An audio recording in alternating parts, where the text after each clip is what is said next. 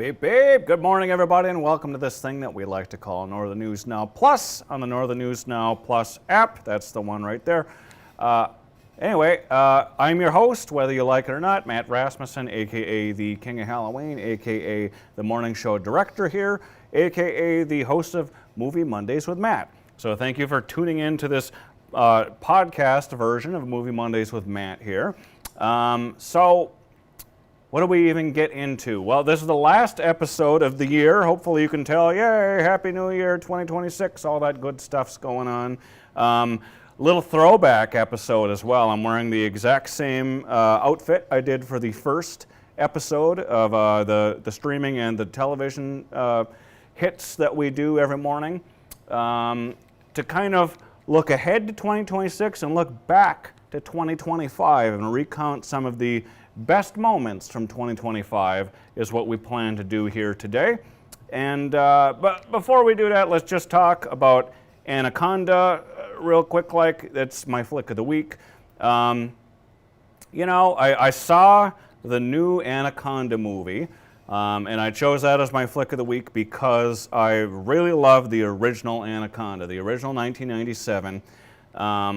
And this new one just didn't do it for me. I even went and saw it opening day, which was Christmas Day. What kind of a maniac goes to see a giant killer snake movie on Christmas Day? Well, I did. That's because of my dedication to the original Anaconda.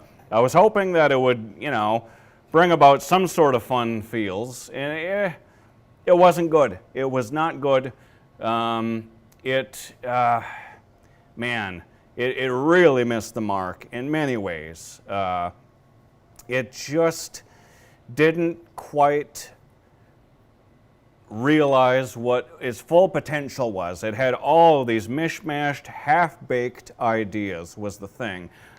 It couldn't decide if it wanted to be funny or scary or tense or meta. It kind of wanted to be all of them, but it kind of gave half measures with each of those things. It wanted to be funny. I didn't really find it funny. I didn't laugh that much. The stuff that they did try to do to try to be funny, I didn't find funny. They leaned into bits that took a little too much time and just weren't funny.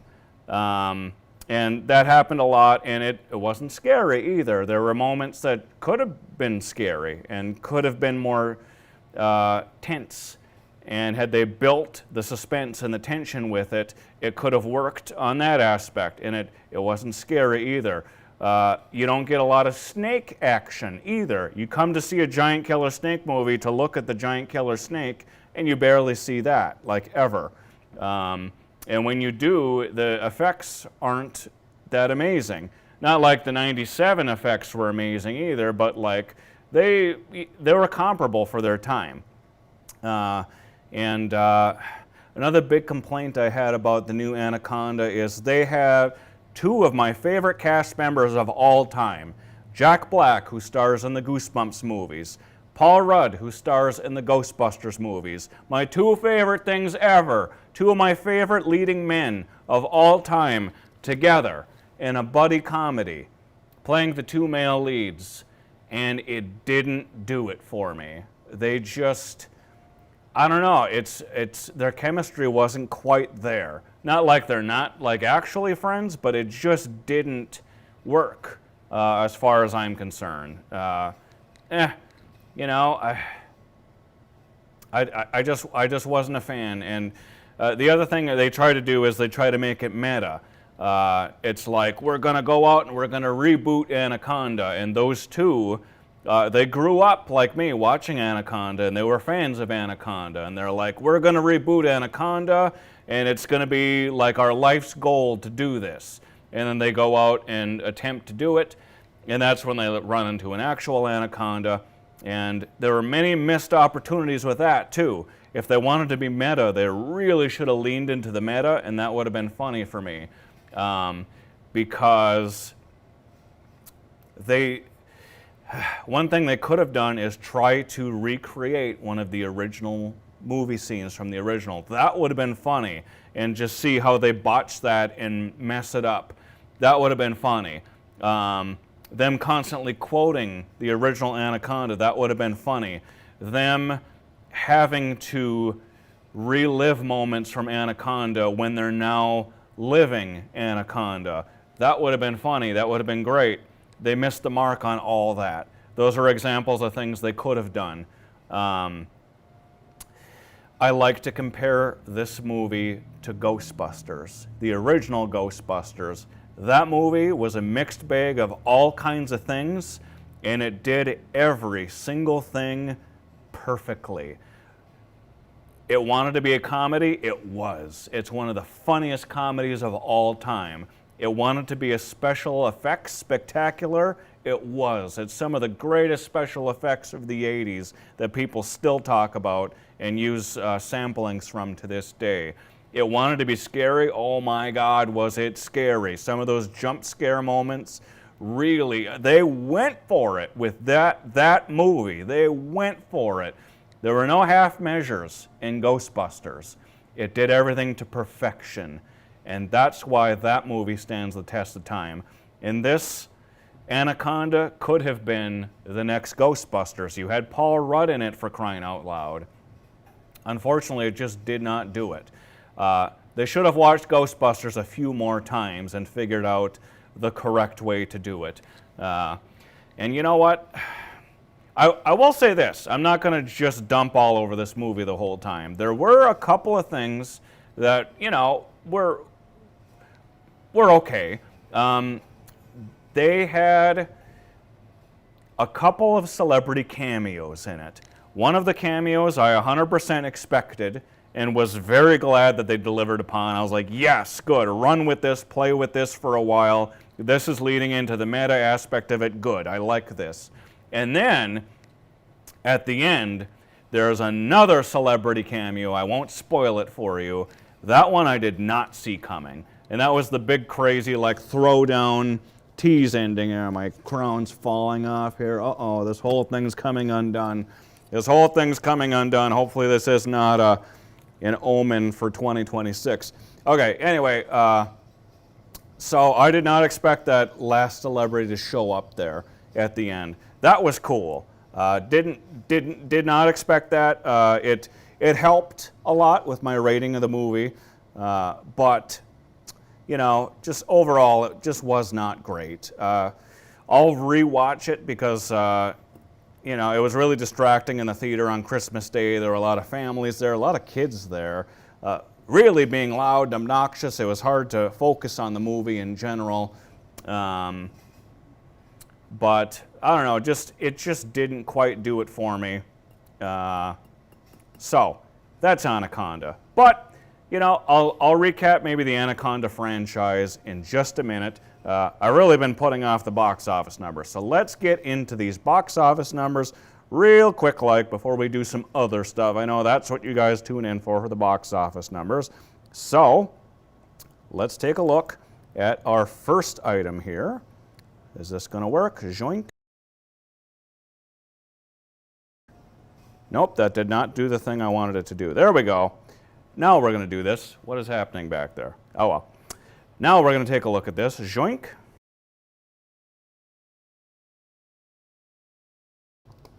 All right, Mike. All right, so number 5 was Anaconda. It began its run in 5th place, earning $14.6 million. Then The Housemaid dropped a spot to 4th place on $15.4 million in ticket sales. Then Marty Supreme. A lot of people suggested this one to me, starring Tony Nargi. Nope, sorry, not Tony Nargi. Ha ha ha ha. That's Timothy Chalamet. He loves Timothy Chalamet, by the way. Took 3rd place, $17.5 million. Then Zootopia 2 rose to 2nd place, grabbing $20 million for a domestic total of $321 million. Then lastly, Avatar Fire and Ash kept the crown, adding $64 million for a 10-day domestic total of $218 million. And that is your box office recap. Gonna go back to cam, joink. All right, so someone's playing around downstairs. They killed my monitor graphic, whatever, it's fine. So those are your numbers. Let's talk a little bit about Anaconda. the franchise in general. So, 97 rolled around, and I, as a kid in 1997, I was highly anticipating Jurassic Park 2. Very excited for Jurassic Park 2. I knew it was coming, but I did not know when. Nobody in 1997 knew it was coming, or when it was coming, because we just didn't have like internet access. Like, it wasn't highly used in 1997. When you were a kid in 1997, the only way you knew that a movie was coming was through word of mouth, or you saw a TV spot, or you saw like the poster hanging up at your local multiplex. Like, that was it. And I knew Jurassic Park 2 was coming, but I didn't know who, what, when, where, why about it. And then I saw a TV spot for Anaconda. And low-key at first, I thought it was Jurassic Park 2, and I got all excited about it until they cut to the title and it says Anaconda, and there's the two A's that fly to the respective place in the title that were the I's, and now they're the A's, and then Anaconda comes across. I was like, oh, well, that looks kind of cool, because in the TV spot you just see vague creature action, and I wasn't quite sure what that was. But those effects for the time, you know, they're comparable to Jurassic Park level effects. They're kind of laughable these days. They did the best they could with the CGI they had. But I really enjoyed the original Anaconda. I watched it a lot as a kid. It's just a fun movie, and there's a lot of big-name celebrities in it. You've got Ice Cube, you got J-Lo, you got Jon Voight, you have Owen Wilson before he was a big star, you got Carrie Werher. Sorry if I'm mispronouncing her last name. And then you've got Eric Stoltz, who was just in town here actually filming a movie. And you might recognize his name. He was the original Marty McFly in Back to the Future. So you had a really great cast. Even Danny Trejo was in the original Anaconda. So they really stacked the cast out, and a lot of big name people before they really blew up and took off. And it's just a fun movie. Yeah, there's some really bad, laughable parts. There's a part where the waterfall is going up. But you know, it's still a fun, guilty pleasure to watch, and I highly recommend Anaconda if you like creature movies, especially like, you know, 90s CGI, nostalgia style creature features. This has it. This has it for you. So I'm glad that they did then continue this into a franchise. The next one came out in 2004 called Anacondas, and honestly, I don't remember much about Anacondas. I went to go see it when it opened up, and, you know, it was okay. I only remember a couple of things about it. I remember there was something about a venomous spider that bites a guy, and then there's a part at the end, the big climax, where they show up and there's all these different anacondas writhing around. There was a bunch of them at one point, and they had to try to destroy them all. That was cool. That was a fun little thing. But I don't remember much about the movie or the cast or anything. That probably deserves a rewatch. And that was it for Anaconda as far as the theatrical run goes until now. After that, they just dumped a bunch of terrible direct-to-video Anaconda titles out there, and direct to the Sci-Fi Channel in general, and some of them are so bad it's not even funny. There's one that I don't remember if it was Lake Placid versus Anaconda. There's one that is so bad that the animation of a snake, as we know, a snake kind of moves like this, right? Well, in this particular effect, the snake is going straight across the screen like this. It just goes zoop, and they thought that was an effect that they could get away with. That was so bad. It was worse than Jaws 3 with the 3D shark coming at the camera bad.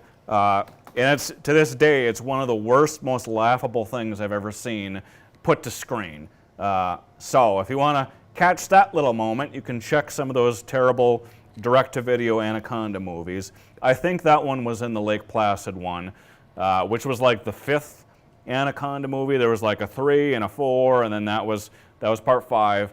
You know, not very good follow-ups, and I can't really speak on them because I forget everything about them except just how bad the CGI was at the time.